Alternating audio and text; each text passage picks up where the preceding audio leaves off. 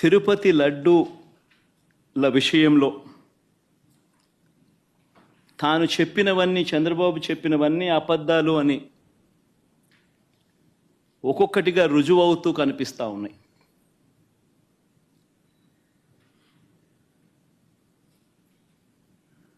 ఆ కనిపించే నేపథ్యంలో 100 రోజుల పాలన మీద టాపిక్ డైవర్ట్ చేస్తూ లడ్డూల టాపిక్ తీసుకొచ్చాడు. ఆ లడ్డూల టాపిక్లో చంద్రబాబు నాయుడు అడ్డగోలుగా తప్పు చేసి గుడి పవిత్రతను దెబ్బతీస్తూ అడ్డగోలుగా దొరికిపోయేసరికి మళ్ళీ ఈ టాపిక్ను డైవర్ట్ చేసేందుకు, లడ్డూల టాపిక్ను డైవర్ట్ చేసేందుకు కొత్తగా ఇప్పుడు డిక్లరేషన్ టాపిక్ తీసుకొచ్చి మళ్ళీ అది ఇంకొక రాజకీయం చేస్తూ ఉన్నారు. ఒకసారి గమనించినట్టయితే తిరుమల పవిత్రతను, స్వామివారి ప్రసాదం విశిష్టతను, తిరుమల పవిత్రతను, స్వామివారి ప్రసాదము విశిష్టతను, తిరుపతి దేవస్థానం పేరు ప్రఖ్యాతలను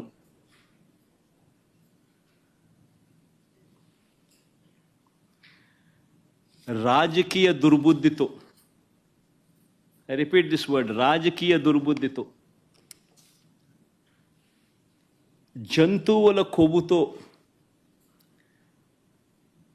లడ్లు తయారీ అయినట్టుగా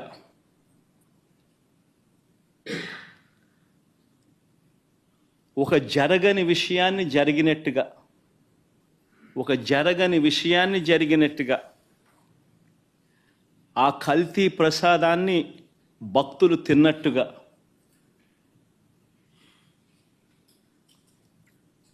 నిజంగా ఒక ముఖ్యమంత్రి స్థానంలో ఉన్న వ్యక్తి తెలిసి అబద్ధాలు ఆడుతూ, అసత్యాలు చెబుతూ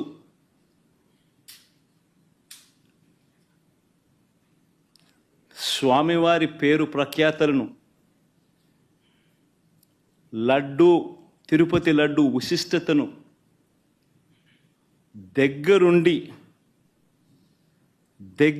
అపవిత్రం చేసే కార్యక్రమం సాక్షాత్తు ఒక ముఖ్యమంత్రి చేస్తూ ఉంటే ఇంతకన్నా దారుణం ఎక్కడైనా ఉంటుందా, ఇంతకన్నా అధర్మం ఎక్కడైనా ఉంటుందా అని ఆలోచన చేయమని అడుగుతా ఉన్నా. ఒకసారి వీటికి సంబంధించిన విషయాలు మరొక్కసారి పునరుద్ఘాటిస్తా. ఏ రకంగా చంద్రబాబు నాయుడు గారు అనే వ్యక్తి ఏ రకంగా తాను అబద్ధాలు చెబుతూ అబద్ధాలకు ఏ రకంగా తాను రెక్కలు కట్టాడు అన్న విషయాలను మరొక్కసారి మీ అందరికీ కూడా ఆధారాలతో సహా చూపిస్తా. రాష్ట్ర ప్రజలందరికీ కూడా, రాష్ట్ర ప్రజలే కాదు దేశ ప్రజలందరూ కూడా ఈ దారుణాన్ని ఒకసారి చూడమని చెప్పి విజ్ఞప్తి చేస్తా ఉన్నా. ఒకసారి గమనించినట్టయితే మామూలుగా ఈ టెండర్ల ప్రక్రియ, మామూలుగా ఈ తిరుపతి లడ్డుకు సంబంధించిన ఇవి కొనుగోలు చేసే నెయ్యి కానీ, ఈ పదార్థాలు కానీ కొనుగోలు చేసే ఈ కార్యక్రమం 6 నెలలకు ఒకసారి జరుగుతూ ఉంటుంది. తిరుపతిలో నెయ్యి కొనుగోలు చేసే కార్యక్రమం ప్రతి 6 నెలలకు ఒకసారి రొటీన్గా జరిగే కార్యక్రమం.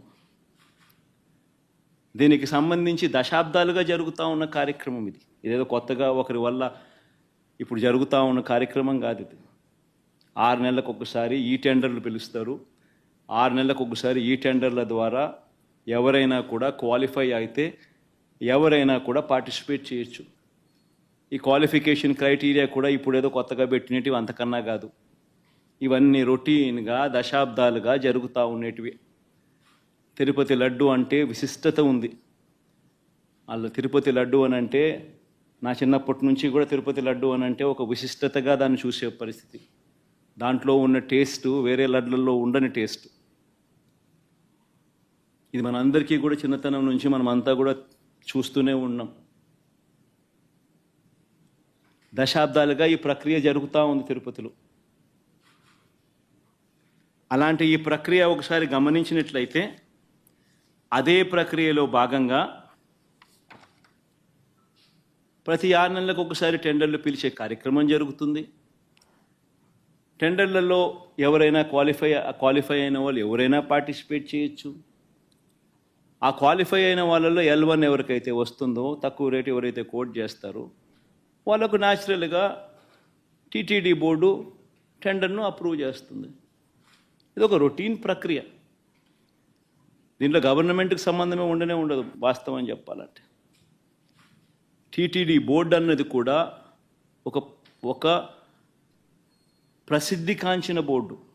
మామూలుగా దాంట్లో బోర్డులో సభ్యులు కూడా దేశం మొత్తం నుంచి కూడా దాంట్లో సభ్యత్వం తీసుకుంటారు. కేంద్ర మంత్రులు రికమెండేషన్ చేస్తారు టీటీడీ బోర్డుకు సంబంధించిన బోర్డు మెంబర్స్ను. చుట్టుపక్కల రాష్ట్రాల ముఖ్యమంత్రులు కూడా రికమెండ్ చేస్తారు టీటీడీ బోర్డుకు సంబంధించిన బోర్డు సభ్యత్వం కోసం.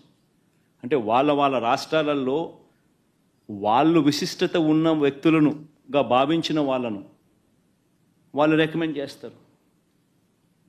అటువంటి కూర్పుతో కూడిన టీటీడీ బోర్డు అది. అక్కడ ఉన్న వాళ్ళు ఎవరు కూడా తప్పు చేయాలనుకున్నా కూడా తప్పు చేయలేని పారదర్శక పద్ధతిలో టీటీడీలో ఓవర్ ది డికేడ్స్ సిస్టమ్స్ అన్నీ ఇవాల్వ్ అయి ఉన్నాయి. అక్కడ వచ్చే వాళ్ళు కూడా బోర్డు మెంబర్స్ కూడా ప్రసిద్ధిగాంచిన వ్యక్తులు. పారదర్శక విధానంతో దేవునికి ఇంకా ఎలా చేస్తే మంచి, దేవునికి ఇంకా మంచి చేయాలి అని తాపత్రయంతో అక్కడ బోర్డు మెంబర్స్గా వాళ్ళు కూర్చొని నిర్ణయాలు తీసుకుంటారు. ఇవన్నీ నేను చెప్పేటివన్నీ ఏదైతే చెప్తా ఉన్నామో ఇవన్నీ కూడా మనందరికీ తెలిసిన విషయాలే, వాస్తవాలు. ఇక్కడ ఈ ప్రక్రియలో కూడా ఇదే మాదిరిగానే టెండర్లు పిలిచారు.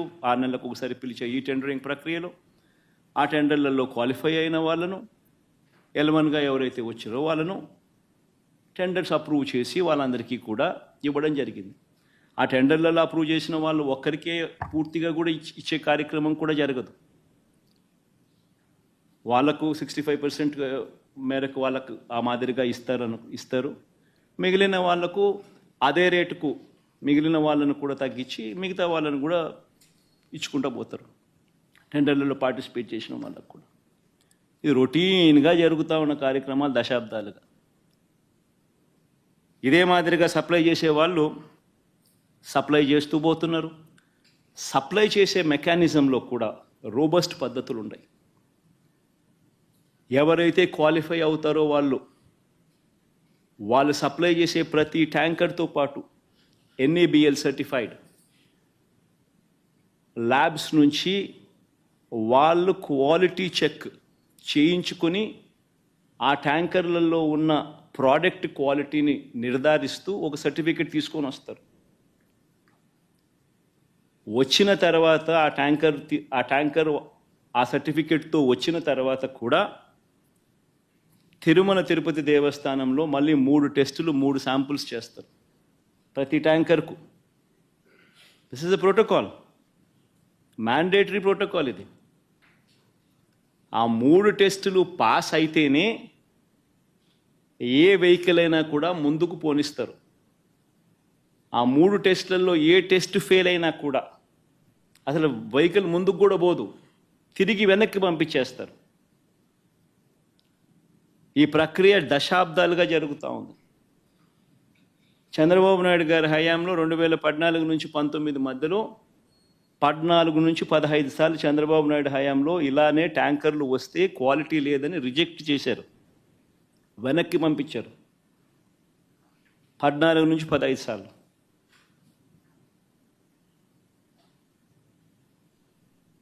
మంచిది. ఒక రోబస్ట్ ప్రక్రియ అన్నది ఒకటి ఉంది. తప్పులు ఎవడైనా చేయాలనుకుంటే తప్పులు చేసే అవకాశం లేని ఒక గొప్ప ప్రక్రియ ఒకటి తిరుపతిలో ప్రాక్టీస్లో ఉంది. సిమిలర్గా 2019 నుంచి 24 మధ్య వైఎస్ఆర్సీపీ రెజ్యూమ్లో కూడా 18 సార్లు ఇదే మాదిరిగానే రిజెక్ట్ చేసి వెనక్కి పంపించారు.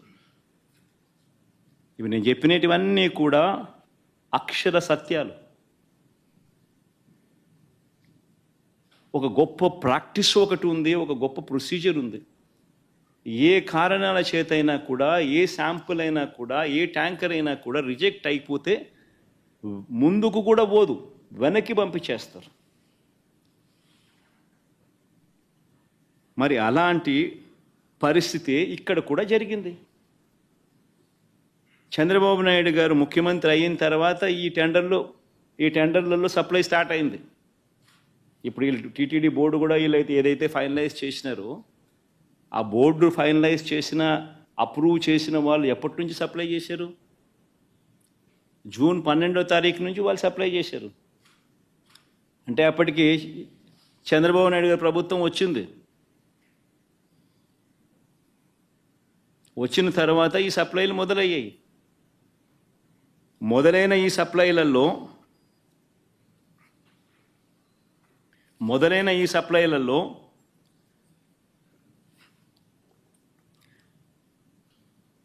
జూన్ 12, జూన్ 21, జూన్ 25, జూలై 4న వచ్చిన ట్యాంకర్లన్నీ టెస్టులలో పాస్ అయి ముందుకు కదిలాయి, లడ్లలో ఉపయోగించారు. జూలై 6న 2 ట్యాంకర్లు, జూలై 12న ఇంకో 2 ట్యాంకర్లు రావడము, ఈ 4 ట్యాంకర్లలో ఏదైతే వచ్చాయో అవి టెస్టులు ఫెయిల్ అయినాయి. ఈ టెస్టులు ఫెయిల్ అయితే మామూలుగా వెనక్కి పంపించే కార్యక్రమం జరిగింది. ఈ టెస్టులు ఫెయిల్ అయినప్పుడు ఈ 3 టెస్టులు చేసిన తర్వాత వెనక్కి పంపించేదానికి పక్కన పెట్టేసి మామూలుగా CFTRI central food technological research institute మైసూరుకు పంపిస్తారు. డౌట్లు ఇంకా ఫర్దర్గా ఏమైనా ఒక్కొక్కసారి ర్యాండమ్గా కూడా పంపిస్తూ ఉంటారు. ఫర్దర్గా ఏదైనా వెరిఫై చేసేదానికేనే కదా. కానీ ఇక్కడ మాత్రం గుజరాత్కు పంపించారు NDDB. ఫస్ట్ టైం TTDలో జరిగిన ఘటన ఇది. NDDB was brought into the picture for the first time.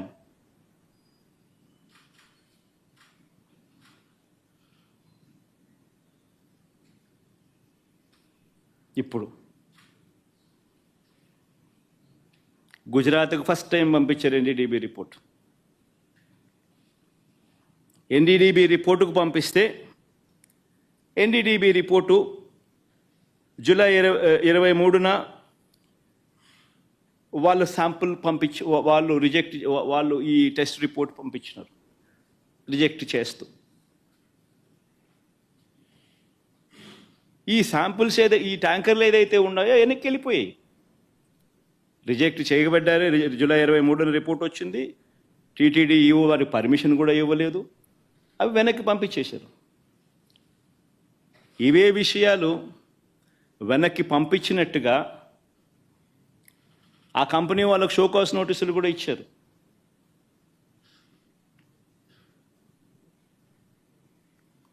మీ ట్యాంకర్లు మీకు వెనక్కి పంపించేసేస్తున్నాం, పంపించడంతో పాటు మీకు షోకాస్ నోటీస్ కూడా ఇస్తున్నాము అని చెప్పి కూడా ఇచ్చారు.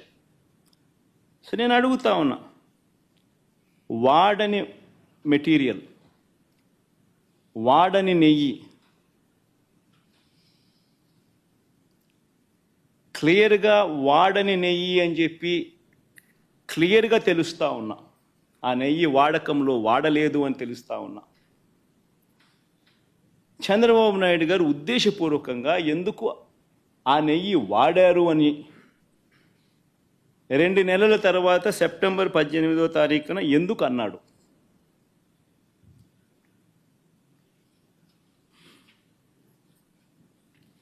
ఒకసారి ఈ వీడియో క్లిప్పింగ్లో ఒకసారి వినండి. జూలై 23వ తారీఖున అప్పటి ఈఓ, అంటే చంద్రబాబు నాయుడు గారి హయాంలో ఆయనే నియమించిన IAS ఆఫీసర్ ఈఓ, ఆయన మాటలను ఒక్కసారి వినండి. 23వ తారీఖునే ఆయన అన్న మాటలు.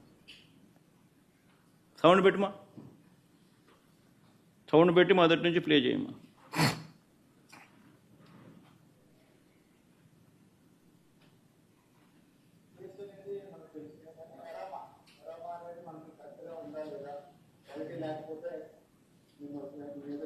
తీసుకుంటాను.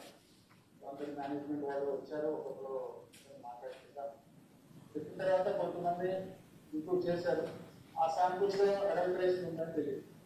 అడల్టరేషన్ ఏం అడల్టరేషన్ ఉందంటే వెజిటబుల్ ఫ్యాట్స్. వెజిటబుల్ ఫ్యాట్స్ అంటే వనస్పతి అంటాం కదా, వెజిటబుల్ బియ్య వనస్పతి అది తెలిసిందని తెలిసింది. ఆ సప్లైకి బ్లాక్ లిస్ట్ చేయడానికి షోకాల్ నోటీస్ ఇవ్వడం జరిగింది. ఈ టెండర్ ట్యాంకర్స్ కూడా 2 ట్యాంకర్స్ ఉన్నాయి. ఆ 2 ట్యాంకర్స్ కూడా రిజెక్ట్ చేయడం జరిగింది. ఆ 2 ట్యాంకర్లను కూడా రిజెక్ట్ చేయడం జరిగింది. షోకాస్ నోటీస్ ఇవ్వడం జరిగింది. వనస్పతి ఆయిల్ అడల్టరేషన్ చేసినారని కూడా ఆయన అన్నాడు. మరి క్లియర్ కట్గా 23వ తారీఖునే, జూలై 23వ తారీఖునే ఈఓ వెరీ క్లియర్గా వాడకంలోకి ఇది తీసుకొని రాలేదు అని చెప్పి ఇంత క్రిస్టల్ క్లియర్గా చెప్పినా కూడా 2 నెలల తర్వాత సెప్టెంబర్ 18వ తారీఖున చంద్రబాబు నాయుడు గారు అనే వ్యక్తి అన్నీ తెలిసి తాను ఏ రకంగా అబద్ధాలు ఆడాడో వినండి ఒకసారి. దగ్గర పెట్టే ప్రసాదం అపవిత్రం చేసే విధంగా ఓసారి బాధేస్తుంది. నాసి రకమైన ఇంగ్రీడియంట్సే కాకుండా ఎనిమల్ ఫ్యాట్ కూడా వాడారు. ఏది గీకు బదులు గీకి బదులు యానిమల్ ఫ్యాట్ కూడా వాడారని, లడ్లు తయారయ్యాయని, భక్తులకు పంచారని, భక్తులు తిన్నారని ఏకంగా సాక్షాత్తు ఒక ముఖ్యమంత్రి అన్నీ తెలిసిన వ్యక్తి అబద్ధాలు ఆడడం. మళ్ళీ సెప్టెంబర్ 20వ తారీఖున ఈఓ మళ్ళీ ఇచ్చిన ఇంటర్వ్యూ, చంద్రబాబు నాయుడు గారు 18వ తారీఖున తాను ఈ మాటను మాట్లాడితే సెప్టెంబర్ 19వ తారీఖున అంటే చంద్రబాబు నాయుడు మాట్లాడిన మరుసటి రోజే సెప్టెంబర్ 19వ తారీఖున ఏకంగా తెలుగుదేశం పార్టీ వాళ్ళు వాళ్ళ తెలుగుదేశం పార్టీ ఆఫీస్ నుంచి ఈ ఎన్డీడీబీ గుజరాత్ నుంచి తెప్పించిన ఈ కాన్ఫిడెన్షియల్ రిపోర్టును రిలీజ్ చేస్తారు తెలుగుదేశం పార్టీ ఆఫీస్ నుంచి. సెప్టెంబర్ 19వ తారీఖున అంటే చంద్రబాబు నాయుడు 18వ తారీఖున మాట్లాడతాడు అబద్ధాలు వల్ల వేస్తూ. సెప్టెంబర్ 19వ తారీఖున అంటే మరుసటి రోజు తెలుగుదేశం పార్టీ ఆఫీస్లో నుంచి ఈ రిపోర్ట్ రిలీజ్ చేస్తారు. ఈ ఎన్డీడీబీ రిపోర్ట్, గుజరాత్ నుంచి వచ్చిన ఈ కాన్ఫిడెన్షియల్ రిపోర్టును తెలుగుదేశం పార్టీ ఆఫీస్ రిలీజ్ చేస్తుంది. చేసిన తర్వాత మళ్ళీ 20వ తారీఖున టీటీడీ ఈఓ తాను ప్రెస్లో మాట్లాడుతూ తానేమన్నాడో ఒక్కసారి విందాం. 4 tankers have been kept aside, and then they were kept aside so that they can be used when the reports come clear. But the reports unfortunately didn't come clear, and we rejected, we sent it, and then we stopped from that supply. 20వ తారీఖున మళ్ళీ reconfirm చేశాడు EO. ట్యాంకర్లలో వచ్చిన నెయ్యిని మేము వాడలేదు. ఆ reports సరిగ్గా రాని నేపథ్యంలో ఆ రిపోర్ట్స్ను ఆధారంగా ఆ ట్యాంకర్లను వెనక్కి పంపించేశాము అని మళ్ళీ రీటరేట్ చేసినాడు. మరొక్కసారి మళ్ళీ ధృవీకరించాడు ఈఓ. ఇవ్వడమే కాక అఫీషియల్గా సెప్టెంబర్ 22వ తారీఖున 20వ తారీఖున ఆ మాట చెప్పాడు. 22వ తారీఖున ఏకంగా ఈఓ తాను సంతకం చేసి, ఇది ఈఓ సంతకం,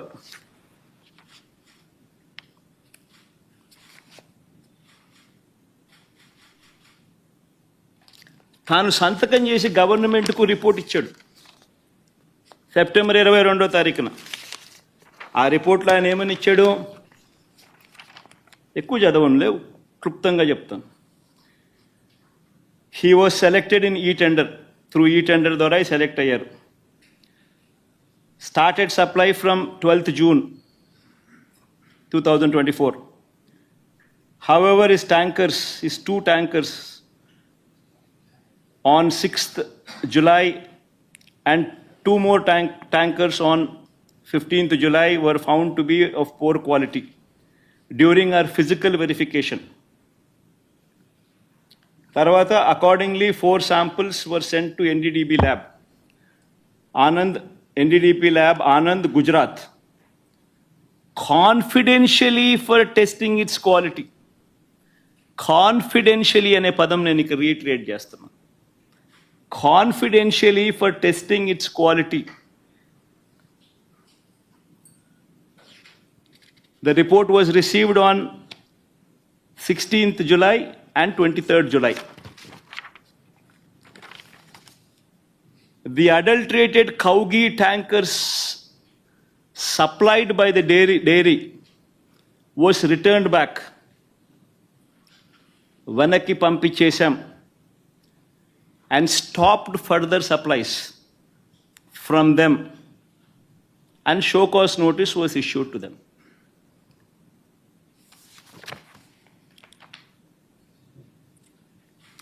నేను అడుగుతా ఉన్నా, confidential report Telugu Desam party office September 19వ తారీఖున 2 నెలల తర్వాత తెలుగుదేశం పార్టీ ఆఫీస్ నుంచి రిలీజ్ చేస్తారు. ఈ గుజరాత్ నుంచి వచ్చిన ఈ ఎన్డీడీబీ రిపోర్ట్.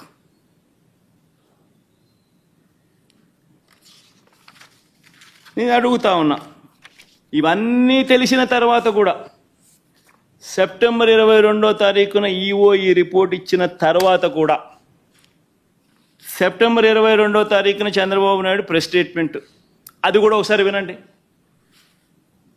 ఇక్కడికి వచ్చినప్పుడు 4 ట్యాంకర్స్, అప్పటికే 4 ట్యాంకర్స్ వచ్చేసి దాన్ని వాడారు. అంటే చంద్రబాబు నాయుడు ఇంత రిపోర్ట్ వచ్చిన తర్వాత, ఈఓ ఇన్నిసార్లు స్టేట్మెంట్ ఇచ్చిన తర్వాత, ఇంత చెప్పిన తర్వాత కూడా 22వ తారీఖున చంద్రబాబు నాయుడు మళ్ళా ప్రెస్ మీట్ పెట్టి ట్యాంకర్లు వచ్చేసాయి, దాన్ని వాడేశారు అని మళ్ళా అబద్ధాలు ఆడుతూ మళ్ళీ చెప్తాడు. నేను అడుగుతా ఉన్నా, ముఖ్యమంత్రి స్థానంలో ఉన్న వ్యక్తి కేవలం రాజకీయంగా లబ్ధి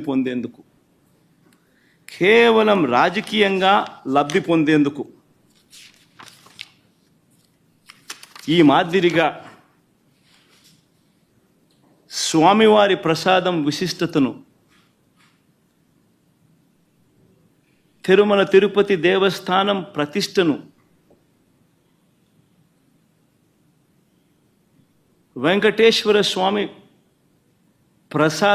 ప్రసాదానికి సంబంధించిన పేరు ప్రఖ్యాతలను ఈ మాదిరిగా అబద్ధాలతో తగ్గించడం, కుట్రపూరితంగా అబద్ధాలతో తగ్గించడం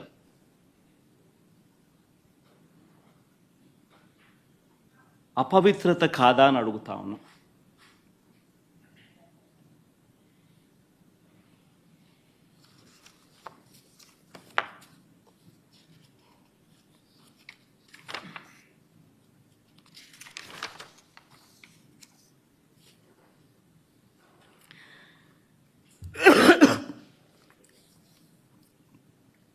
ఎన్డీడీబీ రిపోర్ట్ ఉందమ్మా?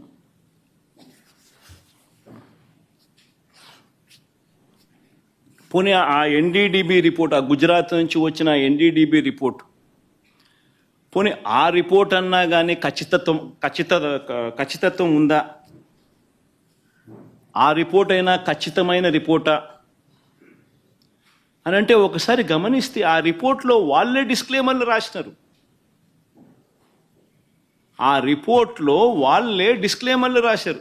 ఆ రిపోర్ట్ ఒకసారి కూడా చూపించుకో, తప్పేముంది. ఆ రిపోర్ట్ డిస్క్లైమర్ చూపించు, ఆ రిపోర్ట్ టెలికాస్ట్ పెట్టండి. ఆ రిపోర్ట్లో వాళ్ళే డిస్క్లైమర్ రాశారు. ఏమని రాశారు? ది ఎస్ వాల్యూ అంటే ఉండాల్సిన స్టాండర్డ్ వాల్యూ కన్నా ఉన్న స్టాండర్డ్ వాల్యూ ఆ శాంపుల్స్లో డీవియేషన్స్ ఉన్నాయి. కానీ హౌఎవర్ కానీ ఈ సర్కమ్స్టాన్సెస్లో ఒక falls positive result can also be obtained. అంటే ఇలాంటి సర్కమ్స్టాన్సెస్లో ఒక falls positive result can also be obtained అని డిస్క్లైమర్ కూడా ఇచ్చారు. ఆ falls positive result can be obtained అనే డిస్క్లైమర్లో వాళ్ళు ఇచ్చిన పరిస్థితులు ఏమిటంటే, if the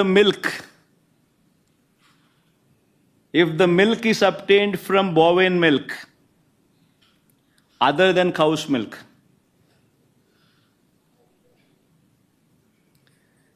if the milk is obtained from cows which received an exceptionally high feeding of pure vegetable oils such as repressed oil, cotton or palm oil, etc. అంటే ఈ sample గన ఆవుల దగ్గర నుంచి ఆ ఆవులు high feeding of pure vegetable oils such as repressed oil, cotton, palm oil ఇటువంటివి తిన్న పరిస్థితులు ఆ ఆవులో ఉంటే ఈ రిపోర్ట్లు ఈ మాదిరిగా రావచ్చు అని కూడా చెప్పడం జరిగింది. ఆర్ ఇటువంటి రిపోర్టు ఏదైనా cow suffering from serious under feeding, అంటే ఒక ఆవు అండర్ ఫీడింగ్ లో ఉన్నప్పుడు, సరిగ్గా తిండి తిననప్పుడు, ఆ ఆవులో నుంచి పాలు తీసినప్పుడు కూడా ఇలాంటి రిజల్ట్సే వస్తాయంట.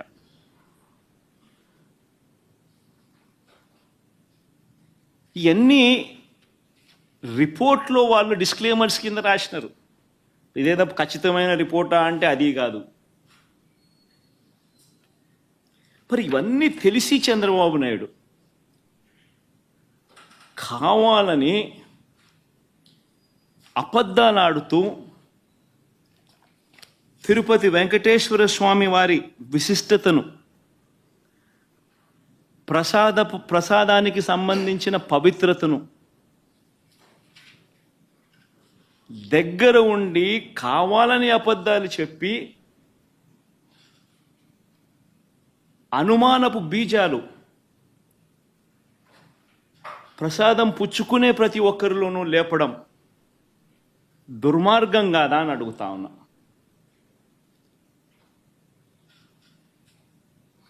అపవిత్రం కాదా అని అడుగుతా ఉన్నా. నీ రాజకీయ స్వార్థం కోసం వెంకటేశ్వర స్వామి ప్రతిష్టను దిగజారుస్తా ఉన్నావు. నీ రాజకీయ స్వార్థం కోసం వెంకటేశ్వర స్వామి ప్రసాదానికి సంబంధించిన విశిష్టతను దిగజారుస్తా ఉన్నావు. జరగనిది జరిగినట్టుగా, అనిమల్ ఫ్యాట్తో తయారు చేసినట్టుగా ఒక అబద్ధాన్ని ప్రచారం చేస్తా ఉన్నావు.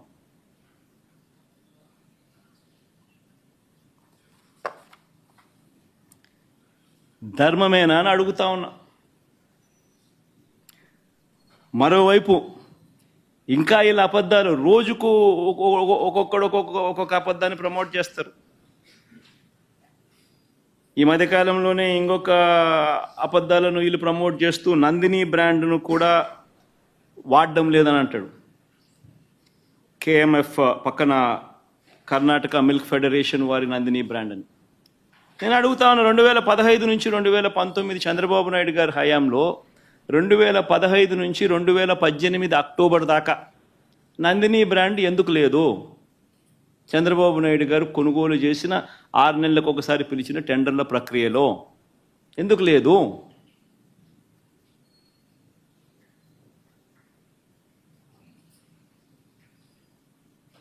నందిని వాళ్ళు కూడా అప్పుడప్పుడు పార్టిసిపేట్ చేస్తారు, అప్పుడప్పుడు పార్టిసిపేట్ చేయరు.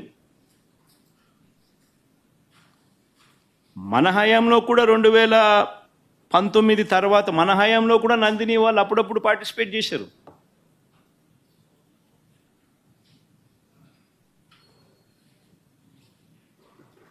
రేటు ఇంకోటి అంటాడు, 320 రూపాయలకి నెయ్యి ఎట్టు వస్తుందని.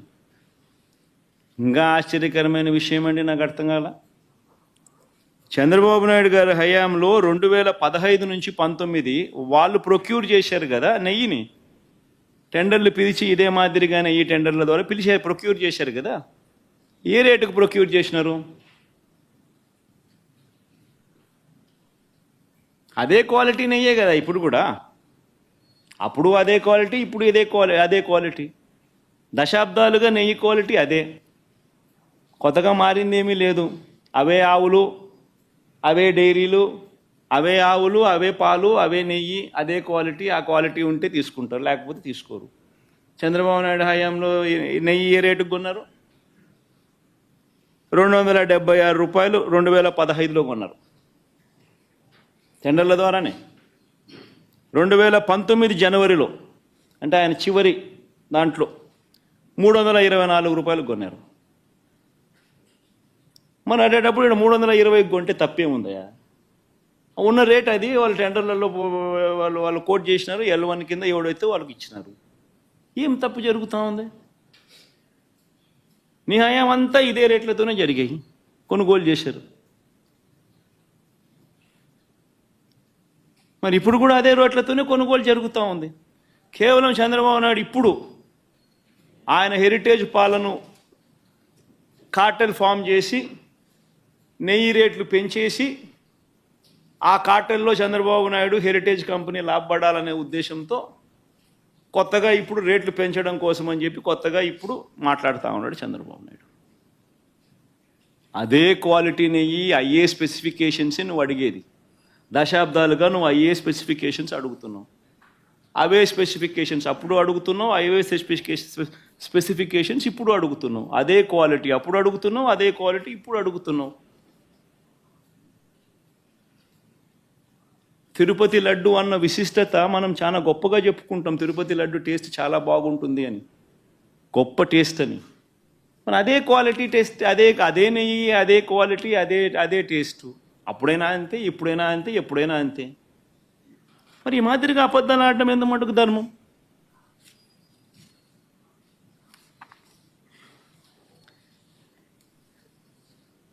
చంద్రబాబు గారి పాపాలు నిజంగా ఒక్కొక్కటిగా కూడా బయటకు వస్తూ ఉన్న నేపథ్యంలో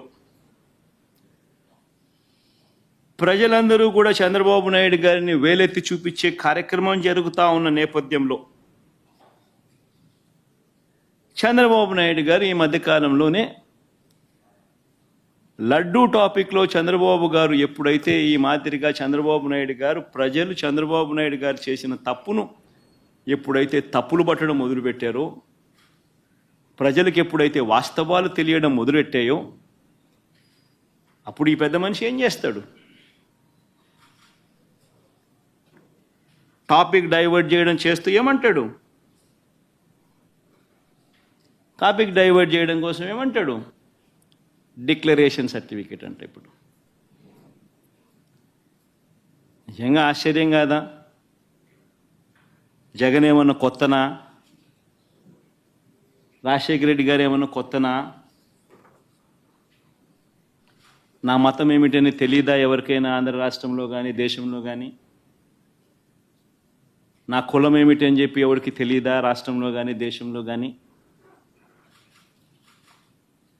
రాజశేఖర రెడ్డి గారు 5 సంవత్సరాలు ముఖ్యమంత్రిగా ప్రతి సంవత్సరం బ్రహ్మోత్సవాలకు వస్త్రాలు నాన్నగారే సమర్పించారు. నాన్నగారు కొడుకునే కదా నేను కూడా తిరుపతికి ఎన్నోసార్లు పోయా కదా ఇంతకు ముందు కూడా, ముఖ్యమంత్రి కాకమునుపు. అంతెందుకు నా పాదయాత్ర మొదలెట్టేటప్పుడు వెంకటేశ్వర స్వామి ఆశీస్సులు తీసుకొని మొదలెట్టా. నా పాదయాత్ర అయిపోయిన తర్వాత నేరుగా తిరుపతికి వెళ్ళి కాలినడకన కొండెక్కా. తిరుపతికి వెళ్ళి కాలినడకన కొండెక్కి వెంకటేశ్వర స్వామి దర్శనం చేసుకొని తర్వాతనే ఇంటికి పోయా. నా పాదయాత్ర అయిపోయిన తర్వాత, నా 3648 కిలోమీటర్లు నా పాదయాత్ర అయిపోయిన తర్వాత. ఇవన్నీ తెలియవా రాష్ట్ర ప్రజలకు? మన అప్పుడు చంద్రబాబు నాయుడు గారు ప్రభుత్వమే కదా అప్పుడు ఉండింది.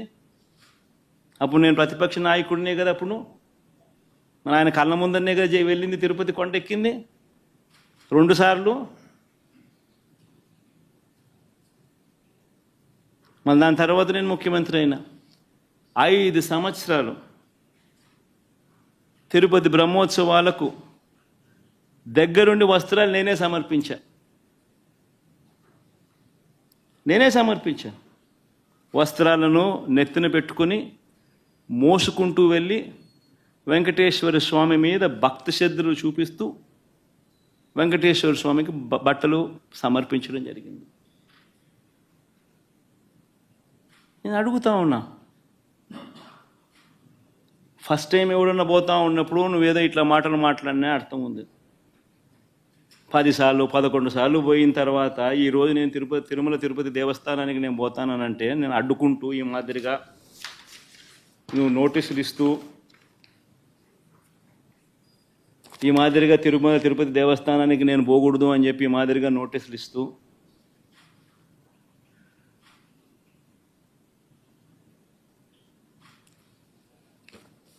ఈ మాదిరిగా మా ఎమ్మెల్యేలకు మా కార్పొరేటర్లకు అందరికీ కూడా ఈ మాదిరిగా నోటీసులు పంపుతూ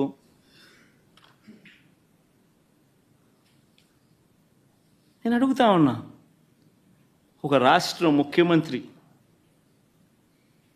5 సంవత్సరాలు బ్రహ్మోత్సవాలలో తిరుమల తిరుపతి దేవస్థానానికి వస్త్రాలు సమర్పించిన నేను, ఇన్నిసార్లు తిరుమల తిరుపతి దేవస్థానానికి వెళ్ళిన నేను, ఈరోజు తిరుమల తిరుపతి దేవస్థానానికి నేను రాకూడదట, పోకూడదట. కారణం ఏమిటంటే నా మతమట. నేను అడుగుతా ఉన్నా, నా మతం ఏమిటి అని అడుగుతా ఉన్నారు. అడుగుతా ఉన్నా నా మతం ఏమిటని. అవును, 4 గోడల మధ్య నేను బైబిల్ చదువుతాను, తప్పేముంది? బయటికి పోతే హిందూ సాంప్రదాయాలను నేను అనుసరిస్తాను, గౌరవిస్తాను. బయటికి పోతే ఇస్లాంను అనుసరిస్తాను, గౌరవిస్తాను. బయటికి పోతే సిక్కిజంను అనుసరిస్తాను, సిక్కిజంను నేను గౌరవిస్తాను. నా మతం ఏమిటని అడుగుతా ఉన్నారు. నా మతం మానవత్వం. డిక్లరేషన్లో రాసుకుంటానేమో రాసుకుంటా.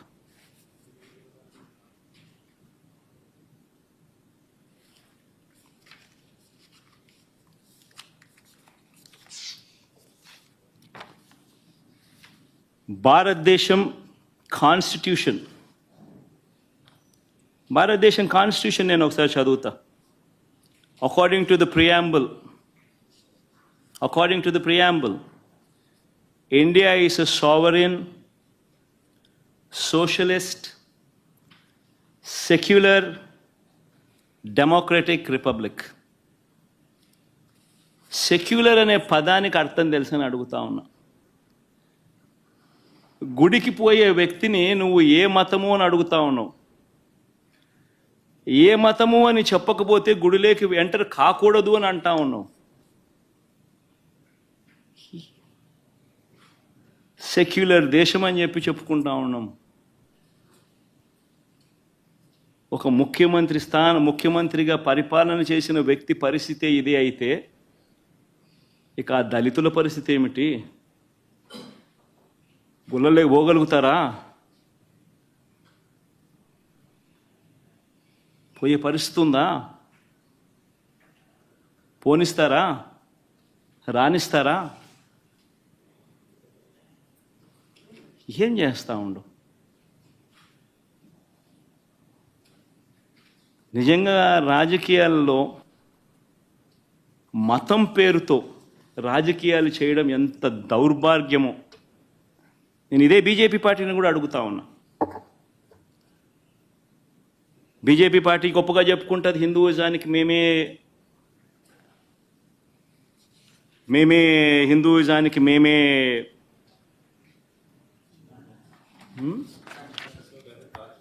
రిప్రజెంటేటివ్స్ను అని చెప్పి చెప్పుకుంటా ఉంటారు బీజేపీ పార్టీ. నేను ఇదే బీజేపీ పార్టీని అడుగుతా ఉన్నా, మీ కళ్ళ ఎదుటే అయ్యా బీజేపీ పార్టీ మిమ్మల్ని అడుగుతా ఉన్నా, ఈరోజు మీ కళ్ళ ఎదుటే మీ ఎన్డీఏ కూటమిలో భాగంగా ఉన్న వ్యక్తే తిరుపతిలో వెంకటేశ్వర స్వామి విశిష్టతను, తిరుపతి లడ్డు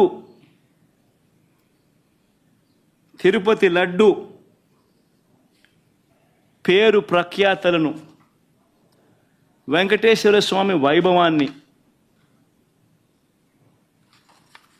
దగ్గరుండి అబద్ధాలు చెబుతూ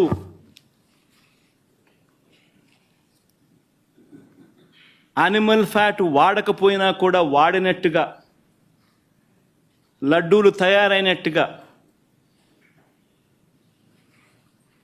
ఇన్ని ఆధారాలతో సహా రుజువు అవుతా ఉన్నా కూడా అబద్ధాలతో దుష్ప్రచారం చేసి తిరుమల తిరుపతి వెంకటేశ్వర స్వామిని అపవిత్రం చేసిన ఈ చంద్రబాబు నాయుడు గారిని ఎందుకు మీరు మందలించలేకపోతా ఉన్నారు?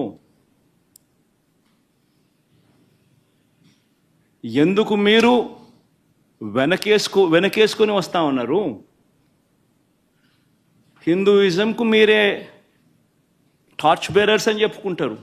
అంటే మీ వాళ్ళు ఏం చేసినా కానీ పర్వాలే, మిగిలిన వాళ్ళు ఏం చేసినా కూడా తప్పే. ఇదెక్కడ హిందూయిజం? ఆలోచన చేయమని అడుగుతా ఉన్న ఈ సో కాల్డ్ హిందూయిజానికి టార్చ్ బేరర్స్గా చెప్పుకుంటా ఉన్న వీళ్ళందరినీ కూడా ఆలోచన చేయమని అడుగుతా ఉన్నా. నిజంగా హిందూయిజం అంటే ఏమిటి అని అంటే మానవత్వం చూపేదే హిందూయిజం. మానవత్వం చూపలేని వాళ్ళు ఎవరూ కూడా నేను మంచి హిందువునని కూడా చెప్పుకునే కార్యక్రమం చేయలేరు.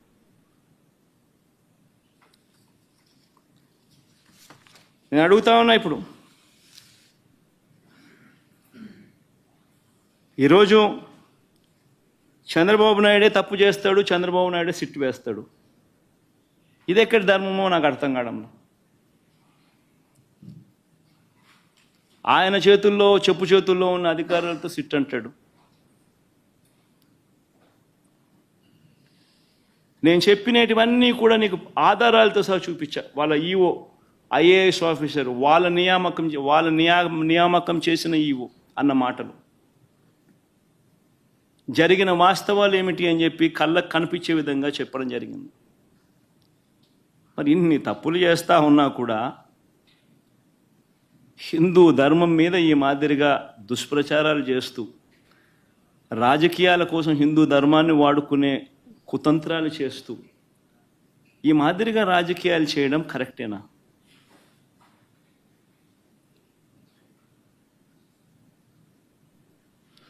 ప్రతి ఒక్కరు ఆలోచన చేయమని అడుగుతా ఉన్నాం. నన్ను గుడికి పంపించినా పంపించకపోయినా కానీ చంద్రబాబు నాయుడు చేసిన పాపాన్ని రాష్ట్ర ప్రజల మీద పడకుండా ఉండేందుకు, వైఎస్ఆర్సీపీని ప్రేమించే ప్రతి అభిమానికి చెప్తా ఉన్నా, రాష్ట్రం మీద అభిమానం ఉన్న ప్రతి ఒక్కరికి కూడా చెప్తా ఉన్నా, మీ నియోజకవర్గాలలో, మీ ప్రాంతాల్లో, మీ గ్రామాలలో మీరు అక్కడి గుళ్ళల్లోకి వెళ్ళి మీరు పూజలు చేయండి, దేవుణ్ణి అడగండి, దేవుణ్ణి మొక్కండి. చంద్రబాబు నాయుడు తప్పు చేశాడు, మేము కాదు తప్పు చేసింది. చంద్రబాబు నాయుడు తిరుమల తిరుపతి వెంకటేశ్వర స్వామిని తగ్గించినాడు, తిరుమల తిరుపతి ప్రసాదాన్ని విశిష్టతను తగ్గించినాడు, కానీ మేం కాదు తప్పు చేసింది. ఆ దేవుని కోపం ఏదైనా ఉంటే అది చంద్రబాబు నాయుడు వరకే పరిమితం కావాలి తప్ప రాష్ట్రం మీదకి రాకుండా పూజలు చేయమని చెప్పి ప్రతి ఒక్కరిని కూడా కోరుతా ఉన్నా.